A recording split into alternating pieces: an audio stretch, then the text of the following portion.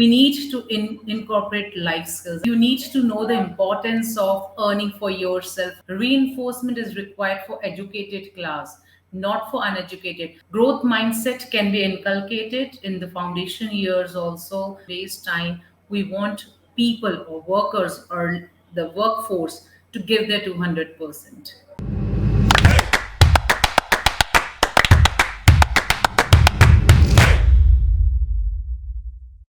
Hello and a very warm welcome to Great Principles. I am Seema Chhoriya.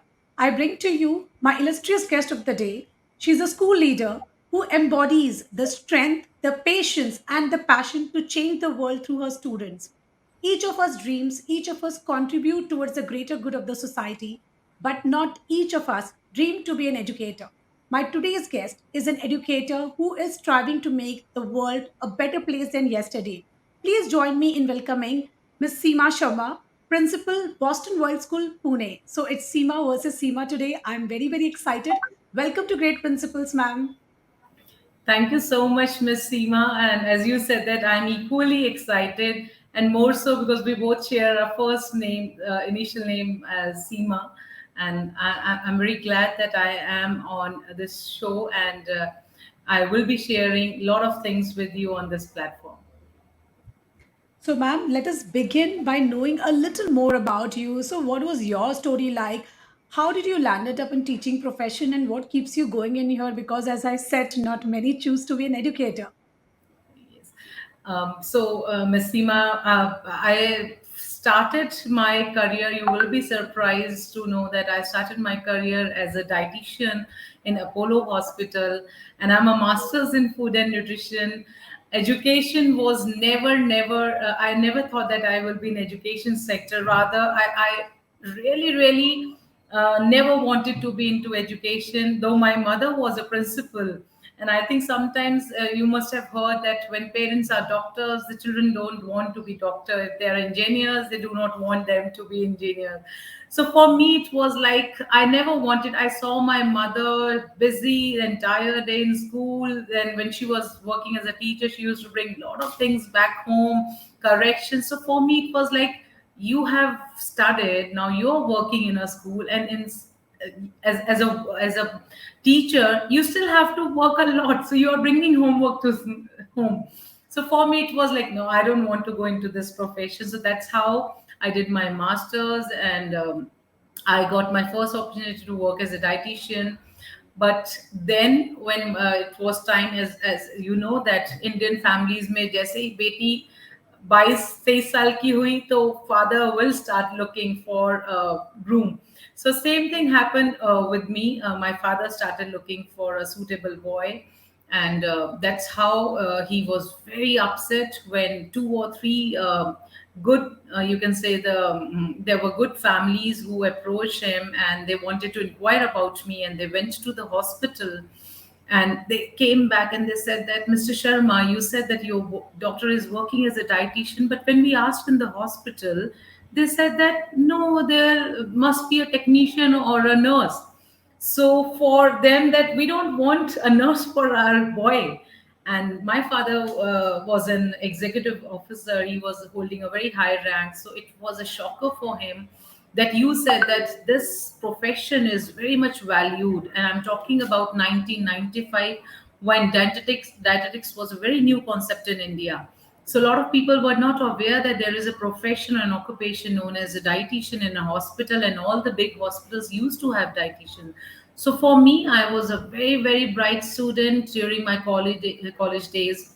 My father wanted me to take MBBS or do but I wanted to try something else, something very different. So that's how I chose MSc Foods and Nutrition. But then he said that no way, no one values your qualification, no one understands your qualification. So you better do BEd, because if you do something in education, it's a sure shot guarantee that after marriage you will get a job. Every city will not have a hospital as big as Apollo, but every city will definitely have a school. So there are most chances that you will get yourself some occupation. So that's how I think my father forced me to do B.Ed. It was a turning point in my life. I was made to resign from Apollo Hospital. I was made to do B.Ed. I did B.Ed. As I told you, I was a very bright student. I topped. I was a fourth rank holder in university. I was suggested by university people to go for M.Ed. I did my masters before my marriage, and that's how, when I was fully prepared as a qualified teacher, done my B.Ed and M.Ed, I started working as a teacher in London, because immediately after my marriage, we went to London and I started. So, this is how my life from a dietitian to a teacher has taken a turn back in year 1999. I'm talking about. So this is something which I want to, and after that there is no looking back. Since I think I will say that 1999 I'm working as a teacher, so it's been now almost 23 years plus experience which I'm holding as an educator and working on different levels, starting from a teacher to a coordinator, then to a head, and then vice principal, and then finally a principal. But it's been a lovely journey, I must say that. Thanks to my parents, now I can say that I have chosen this, or it was forced on me, but I really really feel that this is what I was made for. I was destined to be an educator, and I would like to call myself throughout my life as an educator. I'm always an educator. Wow. I can just imagine, that after doing and reaching to a certain point in your career, when you have to restart, it actually takes a lot of strength. That now I have to join a different field, and you have been doing that, and you're excellent at that. That is why you're here today and reaching to the leadership role. It's not easy. So, ma'am, hearing your story, I was just wondering that, like you, there are so many Sharma ji ki daughters, itni sari Sharma ji ki betiyan hai. Somewhere or the other, do you think that this scenario is now changing? Now girls need not just give up their career because of the wedding. Some change, can you sense that wave? I think yes, this generation is blessed to have parents, because I now I'm a parent, so I know that I have done this personally. I have not forced my daughter to go for a profession which she doesn't like, or which I thought that this will be good for her. I allowed her to follow her dreams. So again, my daughter was very bright in 10th and 12th. Father wanted, again, a typical father mentality, wanted her to be an engineer. He himself is an IT engineer, so he wanted her to go for engineering. But she said that, Papa, this doesn't interest me. So can I follow something which I like? And first of all, he wanted that, what do you want to do? She said that I want to go for a designing career. So I think we allowed her to explore that field. And like me, there are many other parents who nowadays, whether they are Sharmajis or Varmajis or Khannas and Patels or whatever, I think they have understood this, that the success lies in allowing your child to follow their dreams. And I think if they follow what they like, they give their 200%. But we force them, they may not love it, they will not give their 100%. And I think in today's time, we want people or workers or the workforce to give their 200%. Absolutely. And I'm seeing this change even at school level. Now I see that there are a lot of activities for girl. Earlier, cricket, football, they were supposed to be just boys' sport. But now Yes. schools have opened the doors for, training girls for all these kinds of sports also. So are you also taking up such wonderful activities for both the genders in the school? Yes, so sports is now, I think it's an integral part for everyone at school. So and again, there is lot of positivity when we say that sports is there for. So I remember that in our school days, if you're not good in skating, if you're not good in badminton, you will not be expected. So you will be sitting in your sports period, you will be minding the student. Your sports teacher is expecting you to just play the role of a monitor, and others will be, you can say, trained Mhm. for that particular sport. But now it's totally different. So sports in school is more like a physical activity. So the teachers, they take care that students are put on a task where they are continuously physically exercising for some or the other. And again, there is wide choice for girls and boys. Sometimes we have seen that girls are typically inclined towards indoor sports. There is no denial for that. They do not sometimes want to go for football, or as they age, means I'm talking about teenagers. They do not want to Yeah, go for yeah. football. They basically want to do basketball, or they will say that, okay, can we do some indoor sport? But yes, now we have options. Again, we are not forcing. There are girls. I myself have a team in our school where girls are playing football. So we have a girls football team also. So where they have shown interest and the sports teacher is open to train them for football. So I think the scenario has changed, the time has changed, and now girls and boys they are more interested in sports and they look forward for sports period. Not like our times when the moment teacher used to announce that it's sports period, and we used to, not me, but definitely some of my friends, they used to think that okay, where should we hide? Should we go to washroom, spend good 20 minutes over there asking for an excuse, and then report for sports period? So I think now, because it is there from their childhood, so it's a part and parcel of their curriculum in the school, and that's I think has made the entire difference. And obviously, I think we all are going with Modi ji's theme, "Khelega India, Jeetega India." So I think we all, as leaders, we have to create that environment in our school. Absolutely. So, having heard that, ma'am, I would also like to know your opinion on different kind of boards in our country. And with NEP coming in, do you think that there would be some kind of centralization of all these different boards, and we all can agree to a point where we focus on more of skill-based force, as you mentioned about Modi ji, even he's propagating that we need a force which is more skilled. So, what are your views here? So I think NEP, having an NEP is what was needed long back, and I'm glad that we have been able to release it. It's been in the process, and very soon we will all see it's implemented in each and every school. But definitely, we were looking for a centralized kind of curriculum, which I think most of the developed countries have their national curriculum. We do have different boards in our country, be it CBSE or state board, ICSE, IG, IB board. But if you look at the difference in all these boards, there is something which is great about them. Like if I talk about IGCSE, because again, Boston World Schools is an IGCSE board.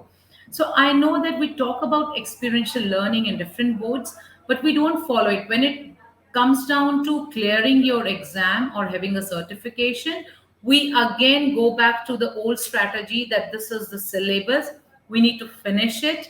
You need to absorb it. You need to vomit out on the day of your examination, and you will be tested based on your performance on that one great day, which either you have understood that or not, all depends on how you have put down that on paper. So I think, and they are good in every board like CBSE. I really like, sometimes I personally believe that a student should be learning mathematics till grade 10 level. So here I like that point where CBSE makes it compulsory that you need to learn mathematics whether you are faring well in that subject or not.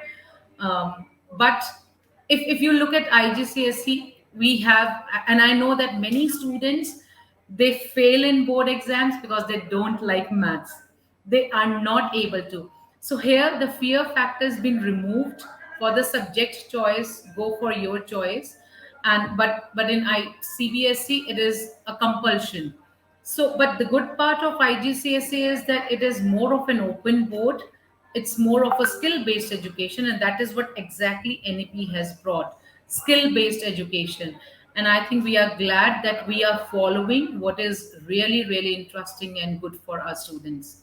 So I think that NEP will uh, remove all those barriers where a lot of parents who wanted to go for an open education system, more freedom given to their children, and that's why they used to opt for IB or IG. But Yeah. CBSE with NAP in the picture and with state board also, every board expected to follow it, will remove that barrier and will definitely take us towards a national curriculum kind of system. Yeah, I'm really looking forward to it, and I'm sure that this much needed introspection is already done about, and NEP has already came into force. Now let's see how it's executed to the greater extent. So, on this wonderful note of positive future, we reached the very exciting part of the show, which is called rapid fire round. So, ma'am, you need to answer me in one word or a single sentence it do. Okay. All right. So my very first question to you is, what is one of the most important thing that my viewers should know about you? I think my your viewers definitely should remember me not as a principal, not as a great principal, but I would like to be remembered as a great human being and a person who is trying to bring a positive change in the society. And I think for me, that tool is education. So obviously, I need a tool to bring that change. And for me, I'm very proud that I'm an educator and I will remain a lifelong educator, an educator at heart and a lifelong learner in mind. So I would like to be known as a lifelong learner. All right, wonderful. That's a very beautiful answer. Moving ahead to my next question. The book you are currently reading. Unfortunately, I'm not reading. I don't want to lie. I'm not reading a book at present. But yes, I am an avid reader and I love to read books. And for me, the last book which I have read 2 months back is about the great philosophies. Okay, wonderful. So, moving ahead, my next question to you. Follow your dreams or write your own story. Write your own story, as in, children should take up their own career choices or they should work under someone. What do you think would be relevant in coming times? I think they should write their own success stories, because during that process of a success, I think they will meet with a lot of failures, and it will be a great story if they pen down what all they have gone through, what all hurdles or challenges they have passed through. I think that becomes a great story. So rather than following their dreams, if they start following or during the process of their changing their life, whatever comes to their life, if they pen down, that becomes a great story. Moving ahead to my next question. Which are the three most important subjects for formative years? I will say that yes, definitely core subjects play a very important role, which we have heard from years: English, maths, and science. But I personally feel that it's high time now, especially with the changing and with us entering a new century, that we need to incorporate life skills. I think life skill is something which is very important even during the formative years. Absolutely. So, do you agree with the idea of children doing part-time work, from the age of from eighth grade, ninth grade? Yes, I think that that will be a good idea. And again, I think I will relate it with life skills, that you need to know the importance of earning for yourself, how hard it is. So when they spend their parents' money, they don't realize the importance. And when adults say that you will get the pinch when you will start earning. So that question, always using that question for your child, will makes more sense when they start earning or as a part-time worker during their school age. Absolutely. So, moving ahead to my next question. What are the activities that you pursue in your recreational time? I am Seema ma'am. I am a drummer, so I like to drum. I Wow. like to play drum, and this is what is. I'm very happy when I'm playing drums. So I like to. I also like karaoke, which I think from last 3 4 years I have started or I have developed interest in karaoke, because my husband is a great follower of Smool and all that, and I think through his company only I started doing a lot of karaoke, and I love spending time on that. Wow. Great. So, apart from these two activities, any other, some hidden talents that you have that you would like to share with us? I also want to tell you that I love working on environment. I really like, and I keep on spreading a lot of awareness related to environment, especially when we say that yes, we need to bring awareness about environment. We do a lot of campaigns, but when it comes to action at me level, we hardly do anything. How many of us have really started drinking water and not using plastic, but not carrying Tupperware or any other plastic bottle? We haven't done that. How many of you or we have replaced at our home level all these floor cleaners? We haven't. We still are using floor cleaners, Harpic. We haven't used white vinegar. So when it comes to me level, I really like to spread, and I keep on talking to my teachers, to my students, those who come across or those whom I meet. I make a conscious effort to discuss these me actions with them, so that slowly and slowly this change will start coming up, because it has to start from us. So there is no point in making people educated or aware about that environmental protection is required. But what we are doing at our level is very important. So action. So that's something which I really love, and I make conscious effort to do that. So right now, like when you ask this question, I've shared with you. Yeah, that's a wonderful practice because it's kind of reinforcement, and you feel like, yeah, when she can practice, even I can. Let me just put in effort to do this. So you consciously start doing it. Yeah, Yeah. and Seema ma'am I have seen that हम लोग बहुत बार बोलते हैं कि uneducated को awareness लाने की जरूरत है, बट आप अगर देखो when we travel on highways, I've seen people throwing chips or maybe wrappers Mhm. from while driving. For them it is like open road, who is going to ask? So it's not the one who is sitting in the car is illiterate. Most of the time, they are the literate people, but they are not doing it. So it's more of, like, as you said, reinforcement is required for educated class, not for uneducated. Uneducated people follow more of core values, which itself says that you should not be throwing garbage. It's your garbage and you need to. But I think it's uneducated people who need to be told about that.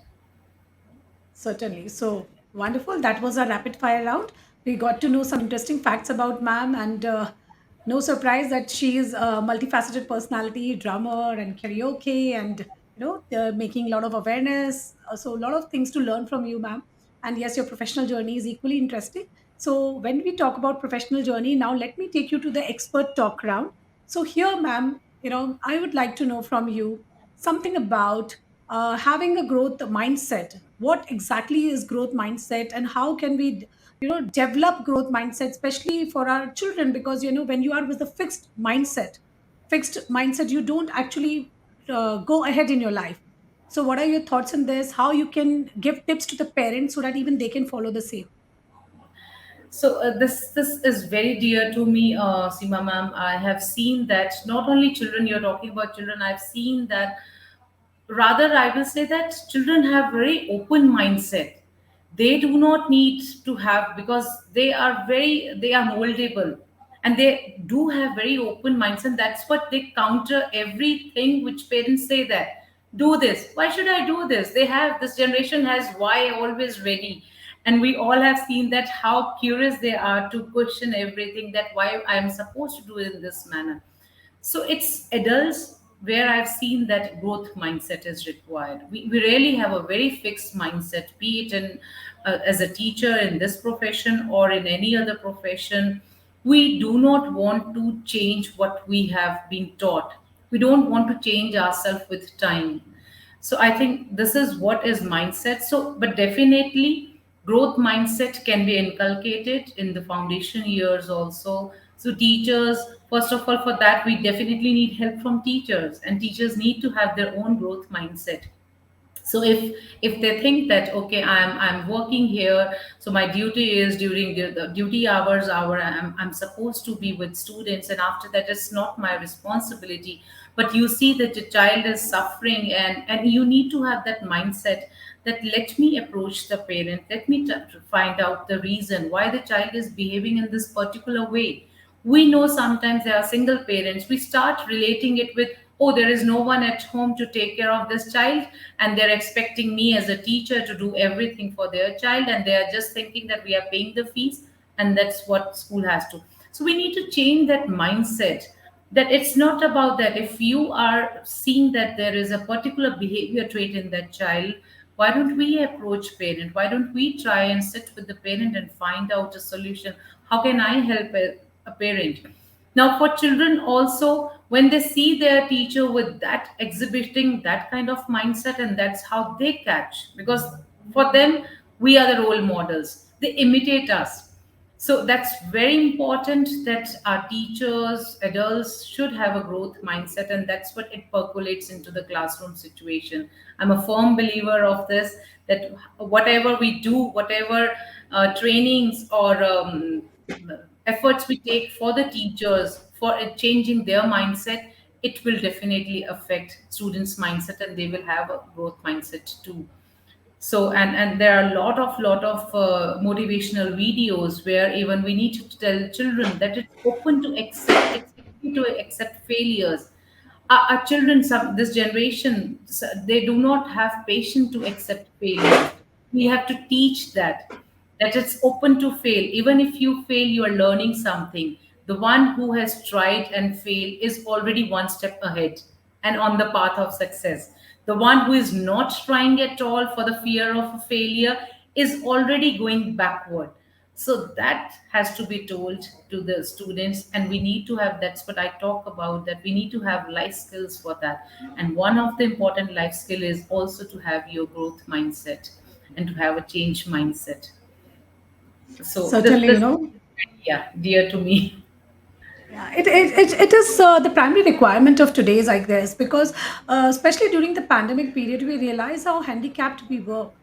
We Yes. were suddenly, all of a sudden, we were like, oh, everything has come to an end. But the people, those who had the capability of not trying to just look smart, rather put in more energy into learning, they came out through it very beautifully and helped others also fight this tough battle. And they were the one who didn't keep their mindset fixed. So this is what we need to teach our children also, that through right strategies, through hard work and good inputs from others, any talents can be learned, any skill can be acquired, and you can fight any battles because you have that mindset. So yes, ma'am, wonderful tips shared by you, wonderful thoughts shared by you, and it was such an exciting conversation today. I thoroughly enjoyed it. I'm sure our viewers has gained a lot. So thank you so much for your time with us and sharing valuable knowledge with us. Yeah. Thank you so much, Seema ma'am. And I think I'm glad that I am on this platform and I could share my thoughts and my vision with you. And I feel that I think it's high time now. We all need to support one thing which is going on social media is to have TR as a designation for teachers. I think we all, it's high time now we value our teachers, and they are the weavers of the society. So I will definitely like to salute all the teachers, and I'm glad that I have chosen, I have been told to be in this profession, and I am enjoying this profession. Even I support the salutation of TR for our dear teachers, because yes, schools and educational institutes where we entrust so much of our faith, it is not because of the building or the amenities there, it is because of the people, and the biggest asset is teachers there. So this is very much required. So completely aligned with your thought, ma'am. So once again, thank you so much for giving your time to us. Thank you. Thank you.